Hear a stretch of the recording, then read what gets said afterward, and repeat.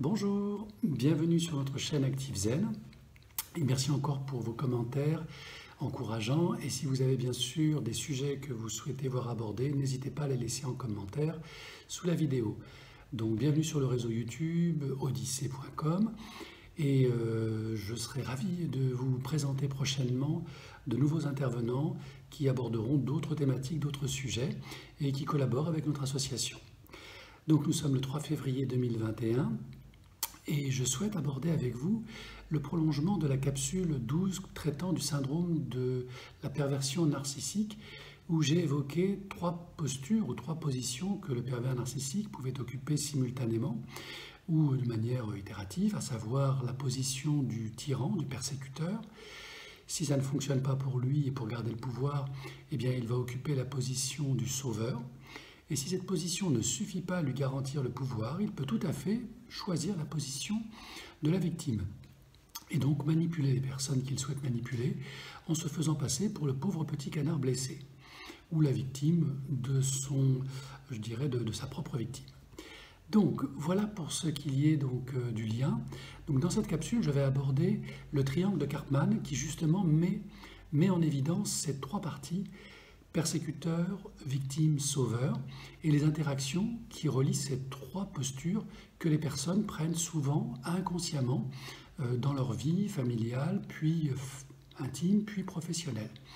Donc aujourd'hui, je vais vous parler de la posture du tyran ou du persécuteur. Alors donc le psychologue Karpman avait bien identifié ces jeux psychologiques et dès l'enfance et dans la cellule familiale, lorsque ce triangle est installé de relationnel, on va découvrir qu'il y a forcément un persécuteur, un tyran, un dictateur, une personne dans la famille qui a cette posture. Ce peut être le père, la mère, ça peut être un enfant ou un parent de la famille qui va décider pour tout le monde. Il va décider ou elle va décider que la bonne façon de manger, c'est cette façon-là, la bonne façon de parler, c'est cette façon-là, la bonne façon de penser, c'est cette façon-là, etc., etc. Donc le dictateur ou le tyran va imposer de manière soit subtile, soit brutale, soit autoritaire, sa carte du monde. Et c'est comme ça qu'on reconnaît un dictateur, un tyran et un oppresseur. C'est quelqu'un qui vous fait croire que sa vision du monde est la vraie, l'unique, qu'il détient la vérité. Alors pour cela, il va utiliser soit l'expérience, soit son statut social, soit son argent, soit son pouvoir, soit les diplômes qu'il a obtenus, ou l'expérience pour imposer sa vision du monde. Bien évidemment, il se fiche royalement de savoir si ce qu'il dit est juste ou injuste. Ce qui l'intéresse, c'est de garder l'ascendant sur son entourage. Le persécuteur, le bourreau, ne cherche absolument pas la vénération, le respect, l'admiration des gens qui l'entourent, absolument pas. Ce qu'il cherche, c'est que les gens aient peur, que les gens se soumettent. Car rappelez-vous, dans le système de notre cerveau, et j'en parlerai dans une autre capsule, nous avons 4 territoires très distincts. Le territoire reptilien, qui est le prolongement de notre colonne vertébrale, notre moelle épinière, eh bien ce système reptilien est très réactif à la peur. Et lorsque la peur est réveillée dans le système reptilien, eh bien cela nous coupe de notre cortex préfrontal, qui est notre territoire le plus éduqué, le plus intelligent, le plus intuitif, et qui contient aussi la zone du langage. Eh bien lorsque la peur est activée, nous n'avons plus accès à nos ressources rationnelles, intelligentes, intuitives. Et c'est la raison pour laquelle tous les dictateurs, quels qu'ils soient, qu'ils aient 6 ans ou qu'ils en aient plus, utilisent la peur comme outil majeur de manipulation et de domination. Donc, le tyran, le dictateur, le bourreau a un usage immodéré de la peur. Et plus vous avez peur, moins vous réfléchissez et moins vous êtes en capacité de le critiquer, voire de le combattre. La peur s'exprime de différentes manières. Le bourreau ou le tyran va vous ridiculiser. Vous allez émettre une opinion, il va la relativiser, la nuancer ou la ridiculiser. Il va aussi utiliser donc les arguments d'autorité dont je vous ai parlé, son statut social, ses diplômes, etc., son argent. Il va utiliser des adjoints qui ont très peur de lui et qui vont donc renforcer son pouvoir sur vous. des collègues, des membres de la famille, des membres du gang, du clan, qui vont aller dans son sens et vont créer ainsi une pression, un égrégore encore plus brutal et encore plus humiliant. Il y a bien sûr d'autres façons de vous manipuler. Le sarcasme, l'ironie, le mépris, ou simplement le fait de ne tenir absolument pas compte de ce que vous dites, de ce que vous ressentez, parce que vous n'avez pas de valeur finalement pour un dictateur, pour un tyran. Vous êtes un objet, et un objet ne pense pas, ne réfléchit pas. Un objet ne contredit pas.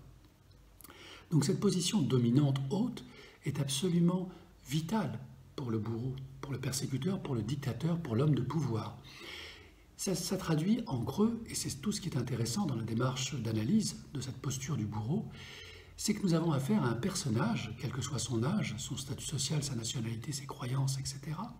Nous avons affaire à un personnage qui est fondamentalement fragile. C'est un colosse aux pieds d'argile.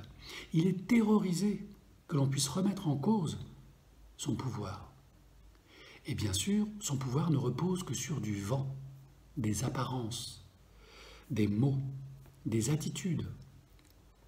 Si vous décidez de ne plus vous laisser illusionner, il perd tout son pouvoir sur vous. Et s'il perd son pouvoir sur vous, alors il n'est plus rien. Et c'est pour lui la pire des peurs, la peur de ne pas exister. Vous commencez à comprendre que le bourreau n'a pas eu le temps, n'a pas eu la chance d'avoir autour de lui des êtres aimants qui l'aident à construire son estime de soi. Il a été sûrement violenté, abusé, sexuellement, physiquement, psychiquement. Il a peut-être et souvent été maltraité. Et donc pour lui, le fait de maltraiter les autres, c'est juste sa carte du monde. C'est normal, logique. Et il est prêt à tout pour garder ce pouvoir. Sinon, ça signifie qu'il n'existe pas. Et cette violence est si terrible pour lui qu'elle est synonyme de mort. Ainsi donc, si dans votre entourage, vous êtes confronté à un tyran, un bourreau, un dictateur, que ce soit au travail, dans la vie sociale, dans la vie familiale, quel que soit son âge, dites-vous que vous avez affaire à un fantôme, à un être qui n'a pas de structure, un esprit errant, dans un corps qu'il utilise comme un outil pour atteindre ses objectifs d'asservissement de l'autre. Cet être en tant qu'être existe et n'existe pas. Il est fragmenté, dissocié, comme pour le manipulateur pervers, puisque le bourreau est un manipulateur, un maître est manipulation. Et là encore, c'est un être souffrant, un être foncièrement malheureux. Mais si vous souffrez plus que lui, si son peuple souffre plus que lui, alors lui, il va très bien. Vous comprenez que le bourreau a besoin de victimes, comme un virus a besoin d'un hôte pour garantir sa survie. Il est un vampire énergétique. Il le fait consciemment ou inconsciemment. Il est intelligent, adaptable, vif, rapide, ou parfois idiot, brutal. Ce n'est pas qu'il est sans cœur, c'est que son cœur a été brisé, détruit. Il s'appuie donc sur la seule chose qui lui reste, sa violence, sa colère, sa rage, qui font office d'énergie vitale pour lui. Un bourreau, un tyran, un manipulateur n'est jamais heureux. Mais s'il peut vous rendre malheureux, alors tout est relatif. Et si vous en arrivez à des extrémités, à supprimer votre propre vie, pour vous soumettre, pour lui être agréable, ou pour arrêter de souffrir simplement, il n'aura que du mépris pour vous. Et il considérera que votre défaite a totalement justifié toutes ses actions.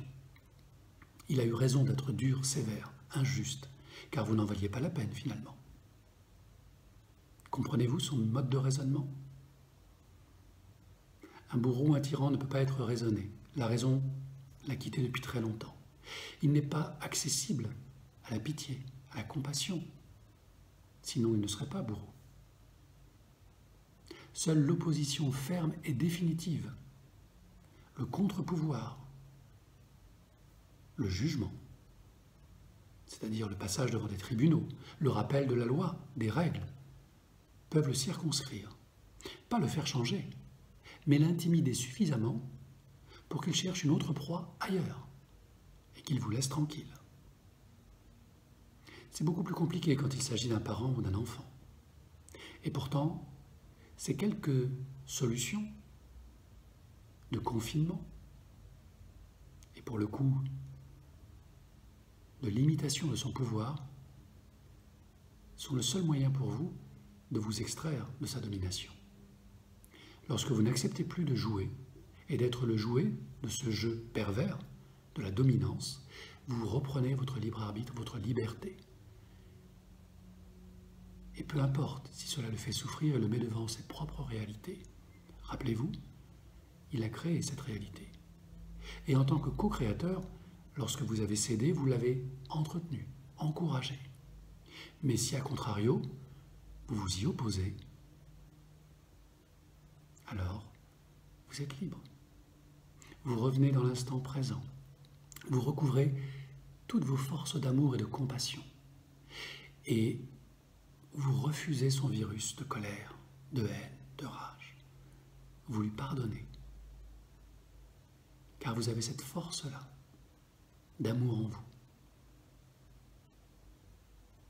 Et même si cela ne fait rien pour lui, si cela n'a aucun impact sur sa vie, cela change tout pour vous.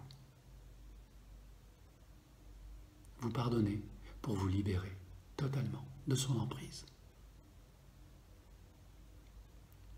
Et si vous vous libérez de l'emprise d'un dictateur, d'un bourreau, vous vous libérez de toutes les emprises qui ont pollué votre vie. Les aliments, les drogues, les boissons, les cigarettes, le travail, que sais-je.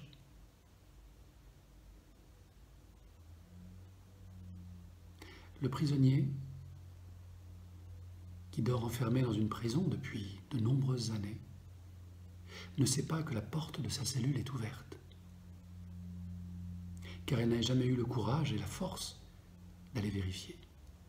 Son gardien, son bourreau, lui a toujours fait croire qu'elle était verrouillée, fortement, et qu'il ne pourrait jamais en sortir.